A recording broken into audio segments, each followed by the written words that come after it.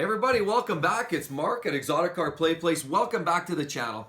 Today I'm going to give you something you've been asking for a while. I know there's been some folks that have asked for the specific details on the E60 M5, and that has to do with year after year, what are the differences?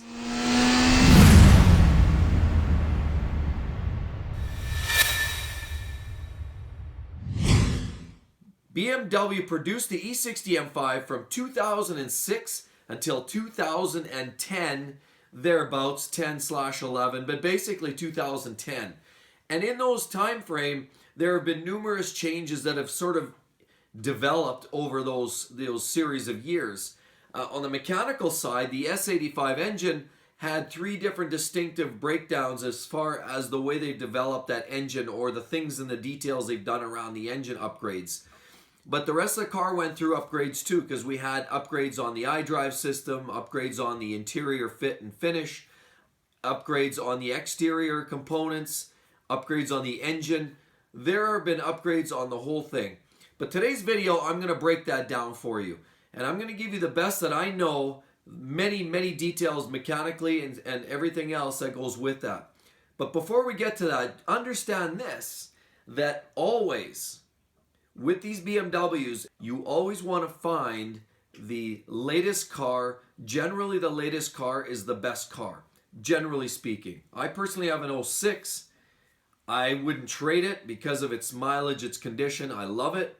But generally, as a rule, the later car, the better. And I'm going to explain why, guys. So why don't you stick around? We're going to go through step by step, year after year. So let's get started here. In 2006, BMW produced the E60 M5. We don't need to get into a ton of the details on specifications. That's been done in other videos. What I will summarize is it uses the S85 engine, 7-speed SMG gearbox, or the optional 6-speed manual transmission, and that car produced 507 brake horsepower in 2006. So let's move along to 2007. 2007, there was some changes. There was actually quite a host of changes. One of which was BMW introduced the E61, which happened to be the touring model, which for those people who live in Canada and United States would look at it more like a wagon or a sport wagon. That's considered, how we look at it in North America. In Europe, it's a little bit different. But in essence, 2007, the E61 became available. Now, 2007 also had a host of other upgrades. One of them being it had a larger set of brakes added. So the brakes were upgraded. They went up to a 14.7 inches on the front and 14.5 inches on the rear. That was one big upgrade. Another upgrade happened to be the LED indicators. That was a giveaway in some of the later models. You can notice in the headlights and that.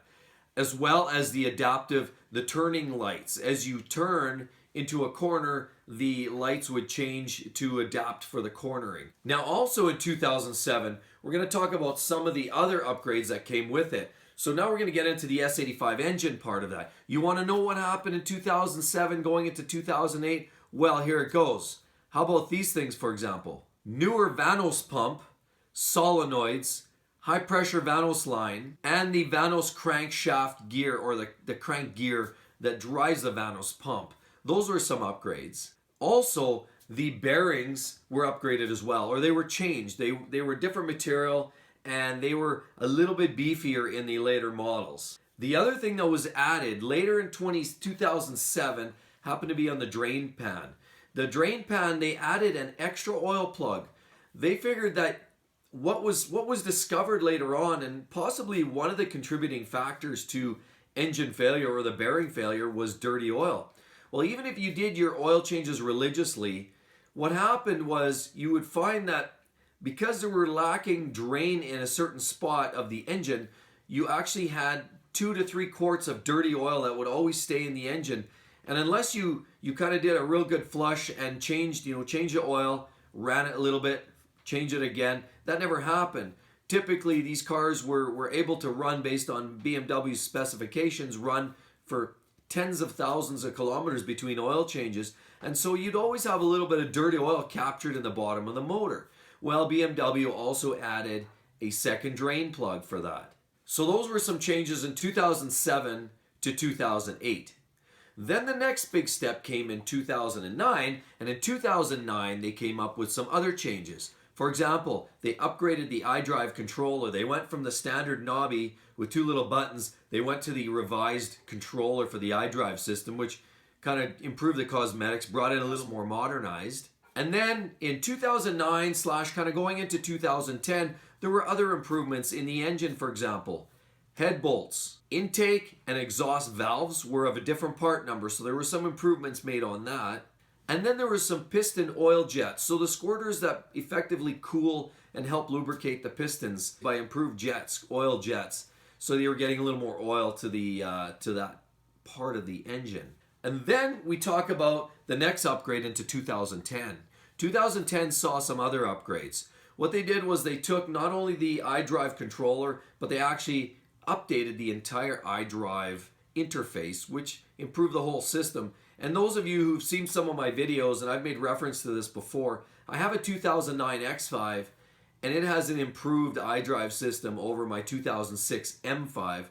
And so in 2010, they saw a full revamp of the Idrive system. So it had the improved controller, and it also had the improved Idrive interface, which made the system more, a little more user-friendly, and certainly it wasn't as laggy as you would find in the early 06 models.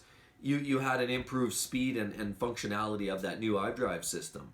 In 2010, they also increased other things. There was things, for example, on some of the engine upgrades on the S85 engine, for example, case studs. So they improved bolts to keep the case together and all that. There was other improvements in hardware within the engine. So basically 2009 sliding into 2010 really is where you saw the bulk of the really good structural engine updates. And so that's why they keep reverting back to that being the era, that generation, or that particular model year to buy is 09/010.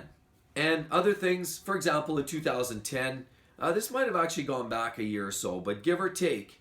So you'd have to check it out, and it depends on the build year of that vehicle. But for example, the door panels or other things. If you look at the front door panels, they have changed quite a bit. The rear door panels have changed. So they went from where the controls are located. You'll notice on the original models, like the 06, 07s, had these switches, the window switches and all that in one spot. But in the latter models, you typically had the switches moved down a little lower. You'll notice the speakers have also been changed, and the overall door panel was revised. Was it improved? I don't know. I don't think it was better. I just think it signified a change, that it was the newer car. I don't think it was, from what I can see, any improved. It just, again, it was just different. So everybody, that really summarizes short but quick video. I would say, if I can ask you guys, if you're aware of any other substantial changes that BMW made through the E60 line from 2006 to 2010, if you know of other things that I haven't already mentioned, please do. I encourage you to leave those comments below. I'd love to hear about any other updates. I personally own one, and I'd love to know this information. I'd also like to share it with others. But these are the vast majority of the things that you're going to find in differences between those different model years of the E60. So again, if I can summarize, definitely the later model years, the better. And how would you know the later model years? 09 and 010 had some different changes, or even 08. So 08 to 09, there was significant enough differences to that you can't tell from the superficial side of it, particularly where the engine was concerned. So how do you know? Well, you go in the door, open up the door, look at the build date. If you were September 2008 or later, that generally means you're in a 2009 model year, and it was subject to the 2009 improvements. So that's one quick way to check if you have a 2009 model year. Of course, if you buy a 2010, you've pretty much got the best of the best. And really, if you can really, ante up and buy that car, the 010 or 2010 model year, that's the one to have. Because again, like I said before, the later, the greater. So everybody, I hope that helps you. If you have been wondering thus far, what are the significant changes year after year of the M5, the E60 M5 that is it. So hope that helps. Everybody, please do make sure you subscribe to my channel. I'd love to see more of you guys join the channel, be part of the Exotic Car Play Place fun, friendly atmosphere. I love sharing information about the E60s and the Lamborghinis and my test drives and reviews. I love sharing all that stuff with you guys, and I'd certainly love even more for you guys to come back. And the best way to do that is by subscribing to my channel. All right, everybody. Hope you come back soon. We'll see you on the next one. Bye-bye.